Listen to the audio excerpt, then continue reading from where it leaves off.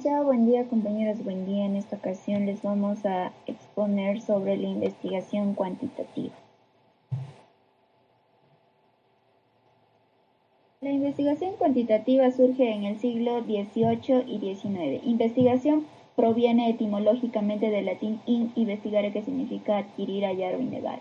Cuantitativo deriva de dos partes claramente diferenciadas, quantum, que significa cuánto, y el sufijo tivo, que se usa para indicar una relación pasiva o activa. Asimismo, Hernández Sampieri dice que una investigación presenta un enfoque cuantitativo porque usa la recolección de datos para probar hipótesis con base en la medición numérica y el análisis estadístico.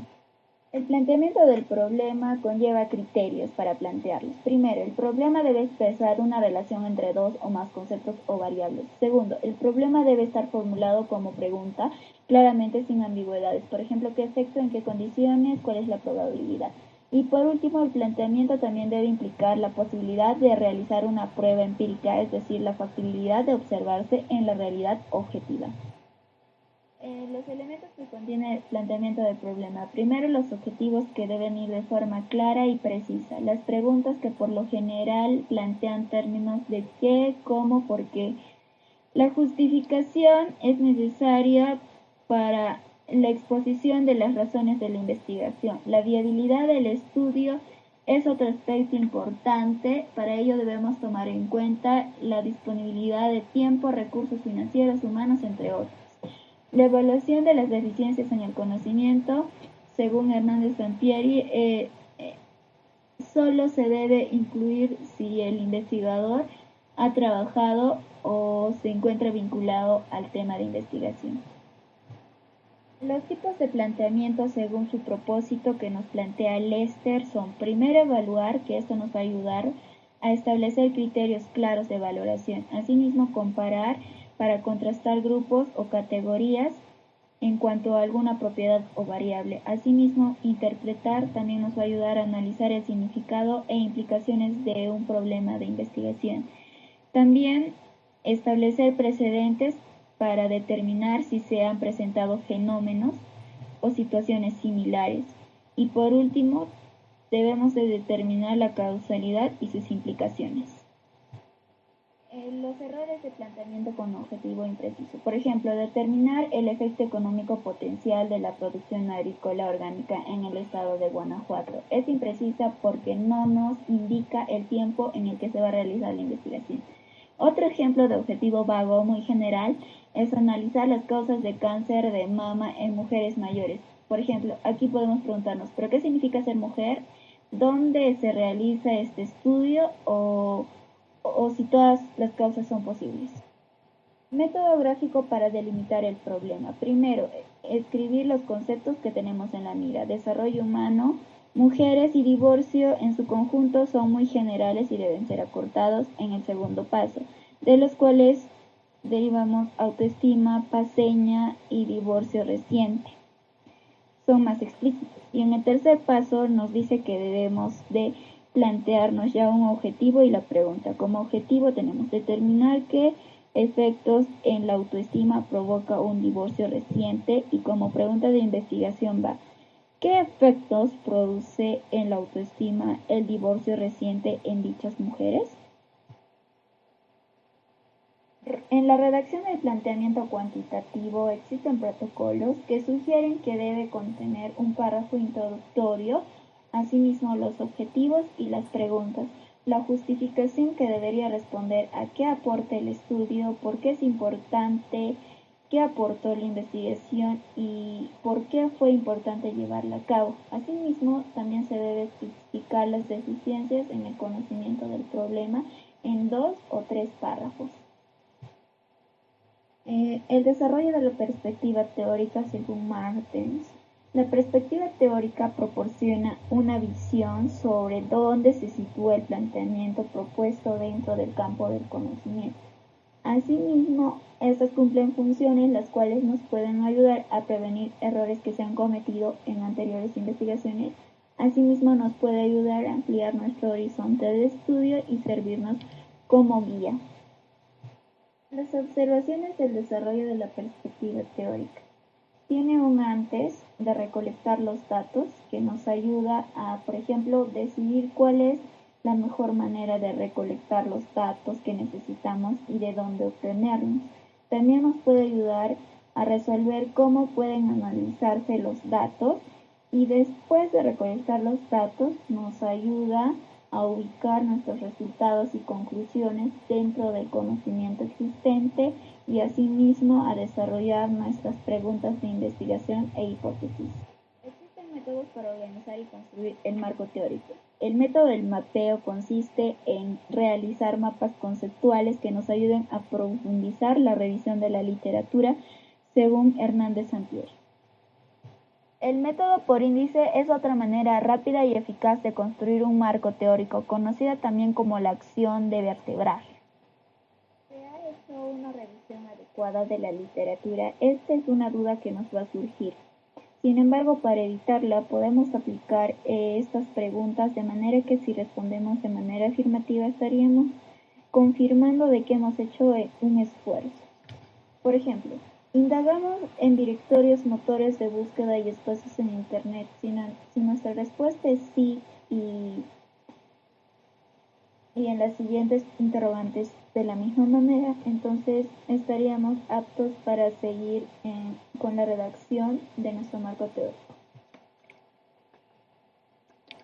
Buenos días, licenciado. Buenos días, compañeros. El día de hoy hablaré sobre el proceso de investigación cuantitativa, específicamente de 4 elementos que son parte del proceso. El primero, la definición del alcance de investigación. Para hacer una buena definición del alcance de investigación debemos de tener en cuenta 2 aspectos. Primero, la revisión de la literatura y segundo, los objetivos que tiene uno como investigador. Aquí podemos observar que en los alcances hay 4: exploratorios, correlacionales, explicativos, descriptivos. El primero, exploratorio, nos dice que investigan problemas poco estudiados, indagan desde una perspectiva innovadora, ayudan a identificar conceptos promisorios, preparan el terreno para nuevos estudios. B, correlacional, asocian conceptos o variables, permiten predicciones, cuantifican relaciones entre otros conceptos o variables. El tercero, explicativo, determinan las causas de los fenómenos, generan un sentido de entendimiento, son sumamente estructurados. Y por último, el alcance descriptivo, consideran al fenómeno estudiado y sus componentes, miden conceptos, definen variables. El siguiente proceso es el establecimiento de hipótesis. ¿Y qué son las hipótesis? Nos dice, son explicaciones tentativas de la relación entre dos o más variables.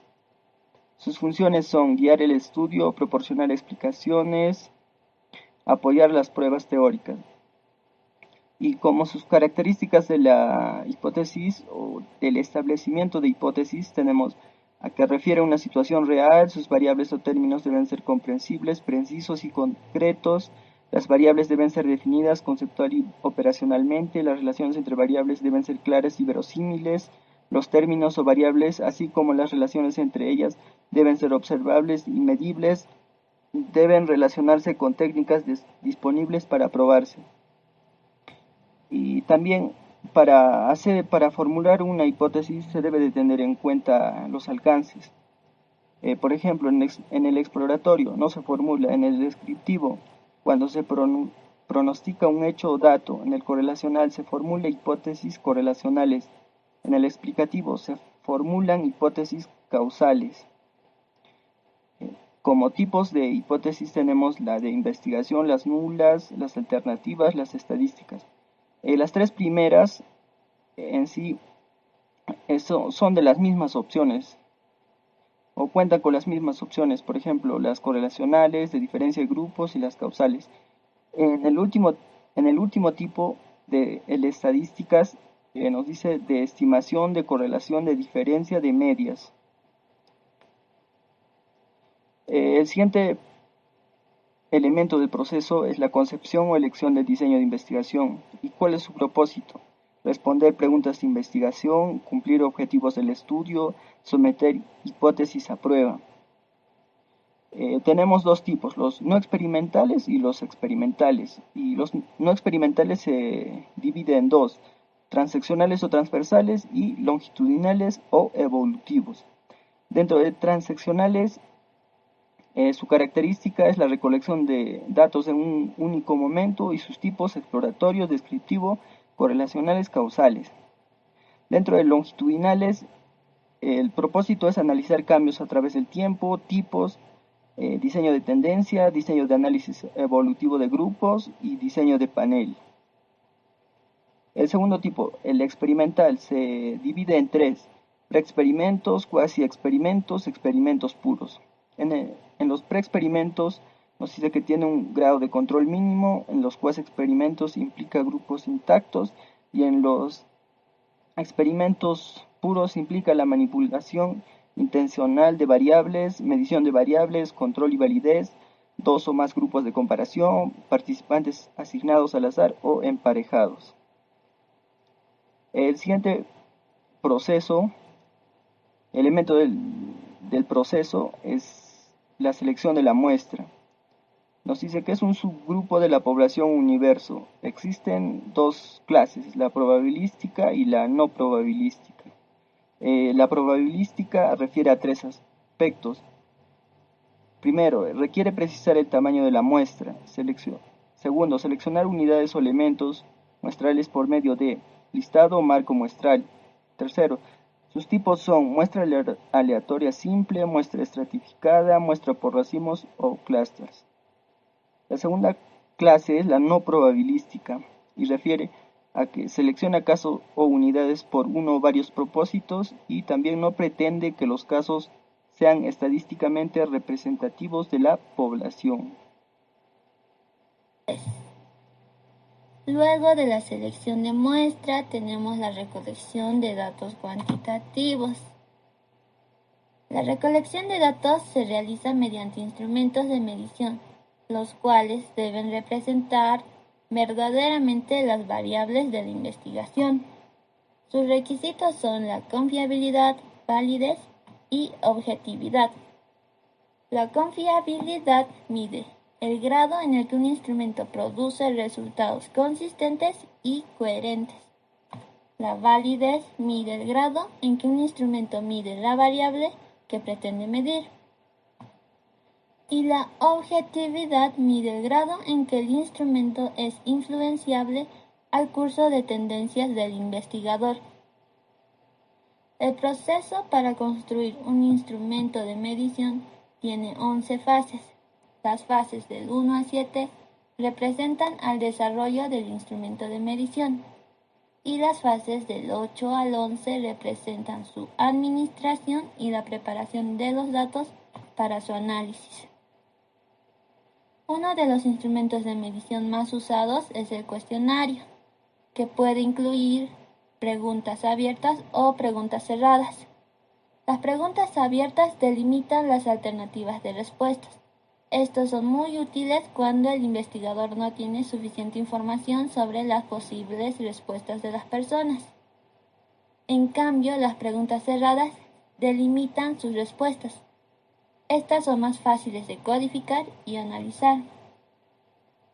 Otros tipos de instrumentos que podemos utilizar son la observación, los datos secundarios, los indicadores, el análisis de contenido cuantitativo, las pruebas estandarizadas de inventarios y aparatos y equipos. Las escalas de medición pueden ser por escalamiento tipo Likert, que es la más común. Esta mide la reacción del sujeto en 3, 5 o hasta 7 categorías. También tenemos el diferencial semántico, que hace uso de adjetivos extremos, y el escalograma de Goodman. Seguidamente de la recolección de datos tenemos el análisis de datos cuantitativos. El análisis se realiza tomando en cuenta los niveles de medición de las variables y mediante la estadística, que puede ser descriptiva o por inferencia. En la descriptiva podemos hacer uso de la distribución de frecuencias, las medidas de tendencia central, las medidas de variabilidad, gráficas o puntuaciones Z. La inferencia sirve para estimar parámetros y probar hipótesis. se basa en la distribución muestral. Aquí podemos hacer uso de los análisis no paramétricos o paramétricos, también el análisis multivariado. En esta etapa debemos recordar dos cuestiones. Primero, que los modelos estadísticos son representaciones de la realidad, no la realidad misma. Y segundo, los resultados numéricos siempre interpretan en contexto. El análisis de datos se realiza mediante programas computacionales como el SPSS, Minitab, el SAS u otros. El proceso para efectuar análisis estadístico consta de 7 pasos. Primero, seleccionamos un software apropiado para analizar los datos. Después, ejecutamos el programa y exploramos los datos. Como cuarto paso, debemos evaluar la confiabilidad y validez logradas por los instrumentos de medición. En el quinto paso, analizamos mediante pruebas estadísticas las hipótesis planteadas. El sexto paso, se efectúan análisis adicionales para confirmar tendencias y evaluar los datos desde diferentes puntos de vista. El séptimo paso trata de preparar los resultados para presentarlos. Aquí debemos revisar y organizar cada resultado. También debemos priorizar la información más valiosa y comentar brevemente la esencia de los análisis, los valores, las tablas, los diagramas y las gráficas. La última etapa de la investigación cuantitativa es hacer el reporte de resultados del proceso cuantitativo, donde primero se debe definir el tipo de reporte a elaborar. Segundo, a los usuarios, ya que estas son las personas que toman decisiones en base a los resultados de la investigación. El contexto en el cual se presentará es el tercer paso, y este puede ser académica o no académica. Los elementos más comunes del reporte son la portada, los índices, el resumen, los términos clave, el cuerpo del documento que consta de introducción, marco teórico, método, resultados y discusión, seguidamente de las referencias y el apéndice. Lo más importante en la elaboración del reporte es el manual de estilo de publicación. El que generalmente usamos es el APA. También tenemos el Harvard, Vancouver, Chicago y otros.